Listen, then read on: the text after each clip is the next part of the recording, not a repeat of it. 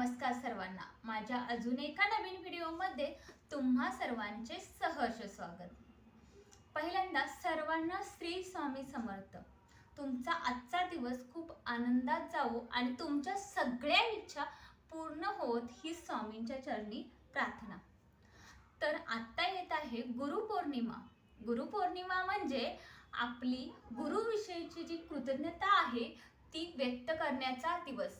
प्रत्येक माणसाच्या आयुष्यात एक ना एक तरी गुरु असतोच आणि आयुष्यात येणारा प्रत्येक माणूस काही ना काहीतरी शिकून हा जातच असतो. आपल्या आयुष्यात जसे स्वामी आले आणि स्वामींच्या येण्यानं आपल्या आयुष्याचं सोनं झालं, त्याच पद्धतीनं प्रत्येकाची एक इष्टदेवता असते आणि त्या इष्टदेवतेची कृतज्ञता व्यक्त करण्यासाठी आपण हा दिवस साजरा करतो.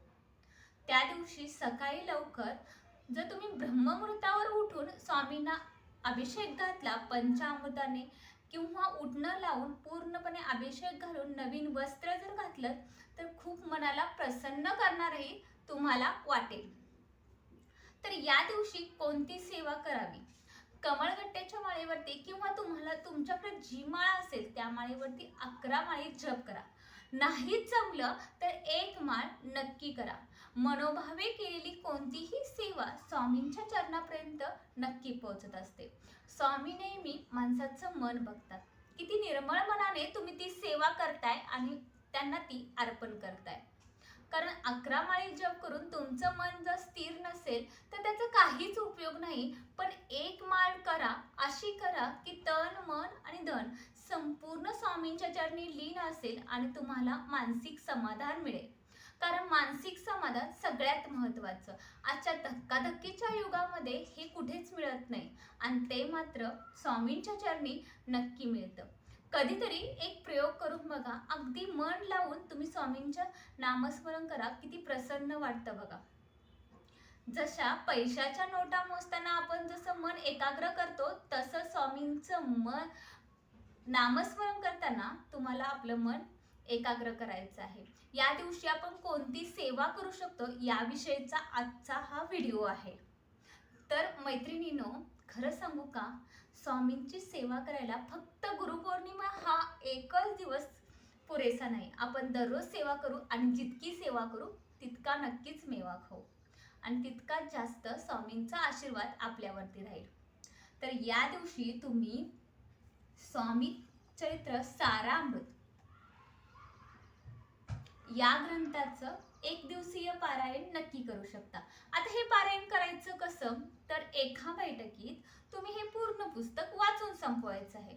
जास्तीत जास्त 1 ते 1.5 तास लागेल. एवढ्या वेळात तुमचं हे पुस्तक पूर्ण होईल. जर घरी लहान मुलं असतील तर तुम्ही 2 टप्प्यात जरी वाचलं तरी सुद्धा चालतं, कारण मुलंही देवाघरची फुले असतात. आणि याचबरोबर या ग्रंथाचं तुम्ही 7 दिवसाचंही पारायण करू शकता. तर ते कसं करायचं?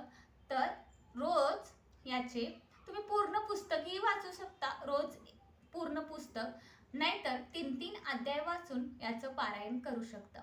जर तुमच्या मनातील एखादी इच्छा जर अपूर्ण असेल तर संकल्पयुक्त पारायण करा. स्वामी नक्की ऐकतील. मनापासून केलेली सेवा स्वामींच्या चरणापर्यंत नक्की पोहोचते आणि कोणत्या ना कोणत्या रूपात येऊन स्वामी आपल्याला नक्की मदत करतात. आता संकल्प कसा करायचा? तर उजव्या हातामध्ये एक फूल, अक्षता, हळदी कुंकू घ्यायचं आणि तामणामध्ये धरायचं आणि पळीनं किंवा तुम्ही चमच्यानं पाणी वळतायचं आणि जी तुमची इच्छा आहे ती स्वामींच्या चरणी मनातल्या मनात बोलायची. तुमचं नाव सांगायचं, तुमचं गोत्र सांगायचं आणि तुम्हाला काय हवं आहे ते जर स्वामींना सांगितलं तर ते स्वामींच्यापर्यंत नक्की पोहोचतं आणि ते तुम्हाला नक्की भेटेल. याचबरोबर सगळ्यात प्रभावी सेवा म्हणजे गुरुचरित्र. अगदी माझं आयुष्य बदलून टाकलं ते या ग्रंथानं. आयुष्यातलं प्रत्येक क्षणी संकटाने भरलेलं असतं आणि काही ना काहीतरी आपण मागतच असतो आणि त्यावेळी आणि मिळणं म्हणजे खूप मौल्यवान असतं. फक्त आपण मनामध्ये कल्पना करावी आणि ती गोष्ट आपल्या आयुष्यामध्ये सहज उपलब्ध व्हावी, ते म्हणजे गुरुचरित्र. तर याचं पालन कसं करायचं किंवा याचं वाचन कसं करायचं? याचं वाचन तुम्हाला 7 दिवसात करायचं असतं आणि याचे सगळे नियम या पुस्तकात दिलेले आहेत. आणि हे बघ,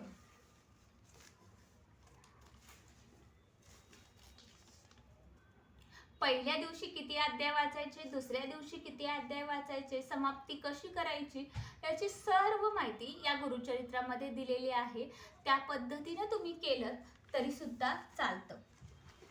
आता यामध्ये जर तुम्हाला मंदिरात जाऊन शक्य नसेल, काही जॉब करणाऱ्या महिला असतात, काहींची लहान बाळं असतात किंवा काही अडचणी असतात, त्यामुळे तुम्ही मंदिरात जात नाही, त्यावेळी तुमच्या घरातील जरी मूर्तीला, स्वामींच्या किंवा दत्त महाराजांच्या मूर्तीला तुम्ही साष्टांग नमस्कार घालून जरी तुमची मनातली इच्छा बोललात तरी सुद्धा ते पूर्ण करतातच. असं नाही की प्रत्येक गोष्टीला नियमबद्धता असते. आणि हे गुरुचरित्र आहे ते केंद्रातले असल्या कारणाने महिलाही वाचू शकतात आणि तुमची इच्छा नक्की पूर्ण होते, कारण स्वामींना तुमची काळजी नक्की आहे. कारण स्वामी ही आपली आई आहे आणि आई आपल्या मुलांना कधीच त्रास देत नाही. आणि ज्यावेळी संकट येतात त्यावेळी दुसरा मार्ग हा मोकळा झालेला असतो, तो शोधण्याची फक्त आपल्याला दृष्टी हवी. तर ह्या गुरुचरित्राचं तुम्ही जर वाचन केलं त्यावेळी मात्र एक लक्षात ठेवा, याचे जे नियम आहेत ते तुम्हाला पाळावे लागतील. आणि ह्यामध्ये जे जे नियम दिलेत ते आधी वाचून घ्या आणि तुम्हाला जमत असेल तरच गुरुचरित्र वाचा, कारण अर्धवट गुरुचरित्र कधीच ठेवू नये. जर तुम्हाला काही प्रॉब्लेम आला तर तुम्ही दुसऱ्याकडून हे गुरुचरित्र वाचून घेऊ शकता. त्यानंतर गुरुचरित्र वाचायचं नसेल तर तुम्हाला हा 3 अध्यायाचं छोटं पुस्तक मिळतं. आता सध्या याचं पारायण माझं चालू आहे. 11 गुरुवारचं मी पारायण केलेलं आहे संकल्पयुक्त, कारण माझ्याही इच्छा असतात की स्वामींच्या चरणी ते पूर्ण व्हाव्यात म्हणून. तर यामधला जो 13वा अध्याय आहे त्यामध्ये असं दिलेलं आहे की तुमच्या घरात काही वादविवाद असतील किंवा काही क्लेशदायक वातावरण असेल, आपत्ती असेल तर ती दूर होते या ग्रंथाच्या वाचनानं. त्यानंतर 14वा अध्याय, यामध्ये प्रत्येकाची इच्छा असते. माणूस म्हणल्यानंतर अपेक्षा कधीही संपत नाहीत, त्या नेहमीच चालू राहतात आणि या अपेक्षापूर्तीसाठीच तर आपण देवाकडे येत असतो. आणि मेन म्हणजे खरं तर माणूस हा स्वार्थापोटीच देवाच्या समोर जात असतो, निस्वार्थीपणाने कधीच जात नाही. तर हा जो 14वा अध्याय आहे तो तुमचा जो मनोकामना पूर्तीचा असेल तो पूर्ण करेल. त्यानंतर 18वा अध्याय, प्रत्येकाला असं हवं असतं की आपल्या आयुष्यामध्ये सगळं काय आहे पण सुख, समृद्धी, ऐश्वर आणि मनशांती हवी असेल तर या 18व्या अध्यायाचं वाचन करावे. आपल्या आयुष्यातील सगळी संकटे दूर होऊन आयुष्यामध्ये सतत आनंद येईल. आणि याचंही तुम्ही वाचन त्या दिवशी करू शकता. ह्याला फक्त 1 तास वर लागेल, कारण नवीन असाल तर 1 तास लागेल. 30च पान आहेत किंवा अर्धा तास लागेल, प्रत्येकाच्या वाचण्याच्या स्पीडवरती असतं. तुम्ही हे वाचू शकता किंवा माझ्यासारखं तुम्ही 11 गुरुवारचं व्रतही करू शकता. फक्त तुमच्या मनामध्ये श्रद्धा हवी, कारण श्रद्धेनं जे तुम्ही करताय ते तुम्हाला परतफेड म्हणून मिळणारच आहे. याचबरोबर महत्त्वाचं म्हणजे आता गुरुपौर्णिमा आहे आणि प्रत्येकाला वाटतं की गुरुला काहीतरी भेट द्यावी. तर तुम्ही या दिवशी स्वामींना चाफ्याची ओंझळभर फुले जरी दिलीत तरी सुद्धा खूप आवडणारी आहेत. त्यानंतर एखाद्या मंदिरात स्वामींच्या किंवा स्वामी केंद्रात तर नाही पण मंदिरात एखादी मूर्ती असते, त्या मूर्तीला तुम्ही पिवळं वस्त्र जरी अर्पण केलं तरी सुद्धा स्वामी खुश होणार आहेत. एखादं वेलवेटचं कापड आणून त्याला लेस वगैरे लावून जर तुम्ही स्वतःच्या हातानं स्वामींसाठी एखादी भेट बनवलीत तर खरंच सांगते यासारखी मौल्यवान भेट कुठेच नसेल. बरं तेही जमत नसेल तर मी पहिल्यांदा सांगितलं तसं ओंझळभर चाफ्याची फुलं तुम्ही मनोभावे स्वामींच्या चरणी अर्पण करा. मंदिरात जायला जमत नसेल तर आपल्या देवघरातील स्वामींना जर तुम्ही 1 फूल मनोभावे चाफ्याचं अर्पण केलं तरी सुद्धा स्वामी खुश होणार आहेत आणि तुम्हाला भरभरून आशीर्वाद देणार आहे, सुख, समृद्धी आणि मेन म्हणजे मनशांती भेटेल. त्यानंतर जर तुम्हाला दानच करायचं असेल तर मंदिरातही करा. जसं तुम्हाला पिवळी वस्तू किंवा केळी, जिलेबी किंवा बुंदी किंवा महाप्रसाद असतो त्या दिवशी तुम्ही दान करू शकता. याचबरोबर जे दान रस्त्याच्या कडेला जी लोक खरंच त्यांना गरज आहे, आता आळंदीसारख्या ठिकाणी किंवा इतर काही ठिकाणी अशी लोक आहेत की ज्यांना खरंच अन्नाची गरज आहे. अशा लोकांना जर तुम्ही एक दिवसाचं अन्न पॅकिंग करून, जरी खिचडी भात जरी बनवून पॅक करून, पॅकिंगचे साहित्य बाजारपेठेमध्ये मिळतात, एक 20-25 माणसांसाठी जरी तुम्ही दान केलं ना, खरंच ती लोक तुम्हाला भरभरून आशीर्वाद देतील. ज्यावेळी मी खरी गोष्ट सांगते, ज्यावेळी मी स्वामींच्या आरतीला जायचे, त्यावेळी एक आजोबा होते, ते बस स्टँडला बसलेले. दर गुरुवारी ते माझी वाट बघायचे. कशासाठी? तर मी स्वामींना नैवेद्य दिल्यानंतर एक ताट भरून ते पॅक पूर्ण ताट करायचं, जे डिश मिळते त्यामध्ये, आणि त्यांना नेऊन द्यायचे. आणि मी असं एक वर्षभर करत होते. ज्या दिवशी माझी मनोकामना पूर्ण झाली, त्यानंतरच्या गुरुवारी मी माझ्या मिस्टरांना पाठवलं की त्या आजोबांना हे नैवेद्याचं जे आम्ही घरी बनवलं होतं ते घेऊन जावा म्हणून. आणि त्यावेळी माझं 11 गुरुवारचं व्रतही चालू होतं. पण त्यानंतर ते आजोबा आम्हाला तिथे दिसलेच नाहीत, आणि आत्तापर्यंतही ते आजोबा त्या स्टँडवरती दिसलेच नाहीत.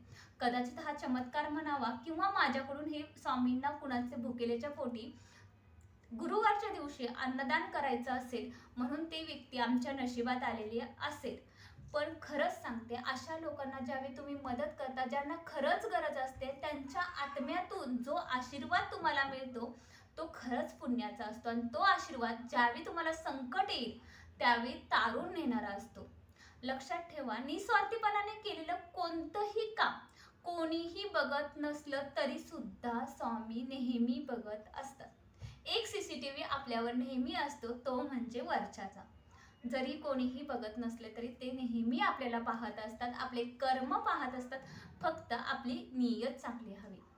तर या गुरुपौर्णिमेला तुम्ही कोणती सेवा करणार आहात, मला कमेंटमध्ये नक्की सांगा. आणि श्री स्वामी समर्थ लिहायला विसरू नका.